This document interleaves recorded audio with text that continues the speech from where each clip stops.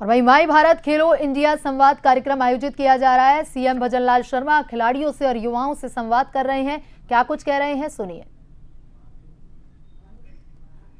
इन सबकी अच्छी गाइडेंस अगर हम मतलब मेरे को पहले स्टार्टिंग में सारी प्रॉब्लम्स आई थी, उसके बाद फिर सर जैसे जैसे मेरे मेडल्स आते गए उसके बाद सरकार की तरफ से मुझे प्रोत्साहन मिलता गया और मैं और अच्छा करता गया। फिर तो घर वालों का भी भरोसा हुआ होगा, मिलने वालों का भी भरोसा। जब एकदम स्पीड बढ़ती है, आगे व्यक्ति जाता है तो फिर तो मिल जाता है, लेकिन शुरुआती दौर में जो परेशानी आती है वो सबसे बड़ी दिक्कत होती है। शुरुआती दौर में सर सबसे बड़ी जो आती है कि खेल और पढ़ाई को एक बहुत बड़ा रहा है कि घर वालों एक रहता है कि खिलाड़ी जो बच्चों का रहता है कि भविष्य माँ बाप चाहते हैं कि भविष्य अच्छा हो। अब कुछ माँ बाप ये नहीं समझ पाते खेल में भी आगे भविष्य बनता है। उनकी सबसे बड़ी जो चुनौती रहती है कि खेल में इसका आगे भविष्य बनेगा या नहीं बनेगा। उनको एक क्लियरिफिकेशन की आगे इस बच्चे का हमारे का खेल में भी भविष्य बनेगा, ये सबसे बड़ी चुनौती थी मेरे लिए। मैं यही कहलवाना चाहता था, ये जो है मैं आपसे यही कहलवाना चाहता था कि हमारे सबसे पहले हमें हमारे परिवार को, माताजी पिताजी को कैसे हमें हमारे उस काम के प्रति उनके भाव और भावना को ठीक करना है। क्योंकि हर माता पिता यहां भी बैठे हैं, हर माता पिता ये चाहते हैं कि मेरा बेटा पढ़ करके और रोजगार प्राप्त करे। यही सोच होती है कि नहीं होती है? हम चाहते हैं कि हमारा युवा खेल में भी अपने आप को आगे बढ़ा सकता है।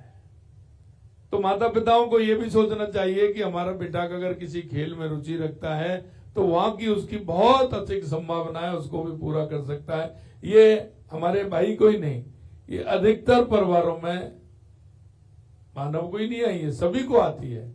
हर माँ बाप ये कहता है कि नहीं आपको पढ़ाई कब करोगे, खेल ही खेल में करते हो। आती है कि नहीं आती है? ये आप तो उससे निकले हैं। तो यही मैं पूछना चाह रहा था, इसलिए मैं कहना चाहता हूं कि माता पिता को भी, परिवार को भी इसमें अगर करके योगदान देंगे तो हमारे युवा का हौसला उसमें बढ़ेगा। बहुत बहुत धन्यवाद। Thank you sir. अविरल तिवारी, अविरल जी पीछे हैं। अविरल जी, अब राष्ट्रीय स्तर पर बेहतर प्रदर्शन करने के लिए आप अपनी तैयारी में क्या बदलाव और सुधार कर रहे हैं?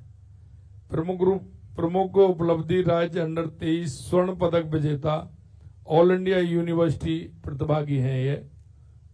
अविरल तिवारी जी बताइए। नमस्ते सर। नमस्ते।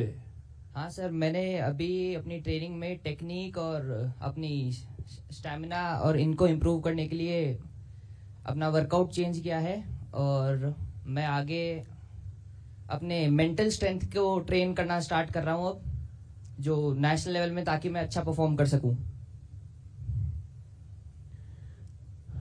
आप बताइए, स्कूल और कॉलेज स्तर पर खेलों को और बढ़ावा देने के लिए आपका क्या सुझाव है? सर, अगर कंपटीशन एक्सपोजर थोड़ा और होगा स्कूल्स और कॉलेजेस में तो बढ़ावा होगा खेलों को और हम पार्टिसिपेट करेंगे तो वो मेंटल मतलब एक वो रहता है कि कंपटीशन जब खेलता है आदमी तो उसको कॉम्पिटिटिव फीलिंग रहती है एक। देखिए, कभी कभी मैं एक बात और कहता हूं, जिस व्यक्ति ने थोड़ा सा किसी भी क्षेत्र में अभाव देखा है वो ज्यादा बढ़ता है, बहुत चुनौतियों को स्वीकार करता है।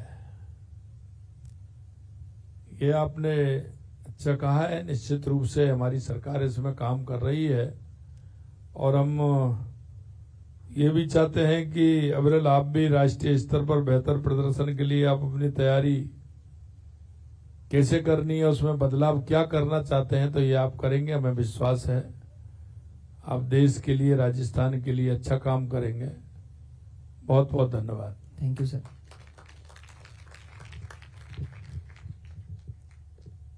ठीक है, हमारी बेटी है भूमिका पारीक,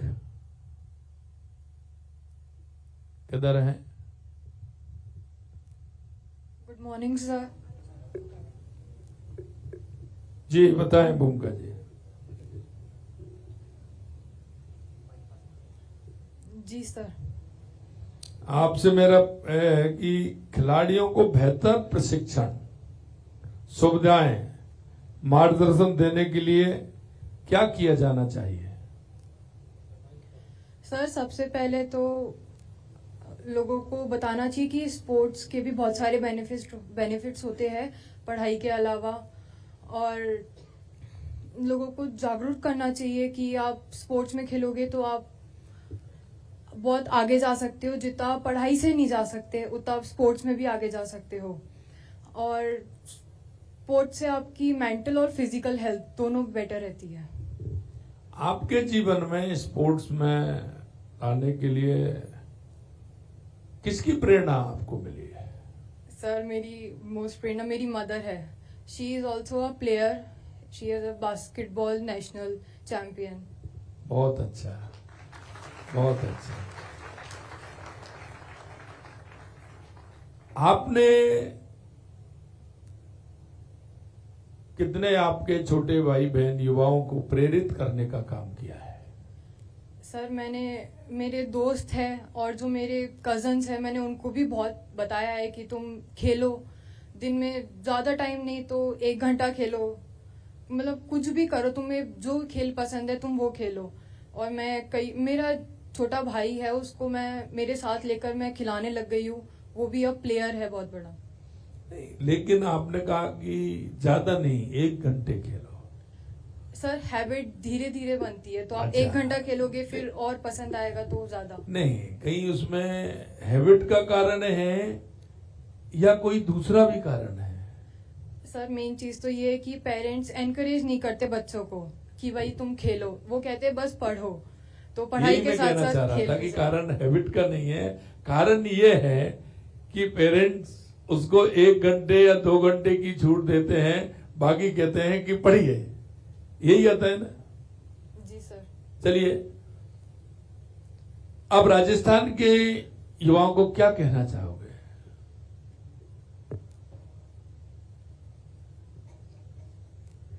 युवा भाई बहनों को आप क्या कहोगे? आप पढ़ाई के साथ साथ खेल भी जरूरी है। Rajasthan is coming from the rural area, most उसमें रूरल एरियाज है, तो उसमें पढ़ाई ज्यादा इंपॉर्टेंट है खेल की बजाय, तो खेलो और देश को आगे बढ़ाओ। बहुत अच्छा, thank you. Thank you sir. बहुत बहुत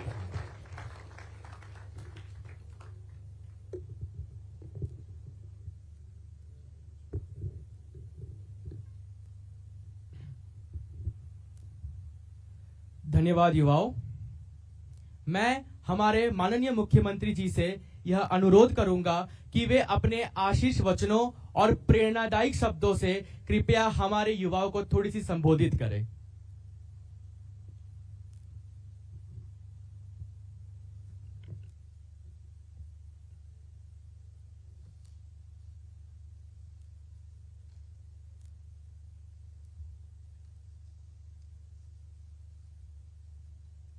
बोलिए भारत माता की।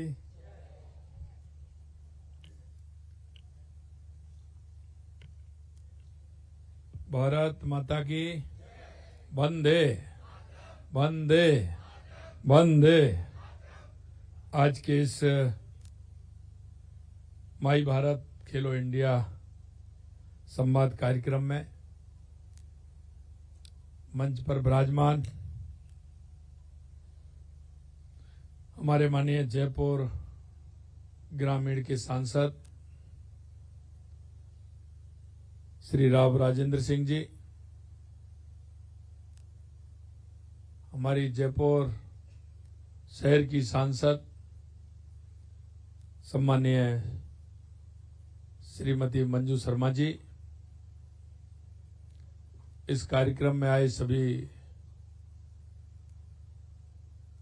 मेरे छोटे युवा और भाई और बहनों, सभी प्रमुख गणमान्य व्यक्तित्व, सबसे पहले तो मैं आप सभी का स्वागत करता हूं, अभिनंदन करता हूं, आपका वंदन करता हूं। आज देश के यशस्वी प्रधानमंत्री नरेंद्र मोदी जी ने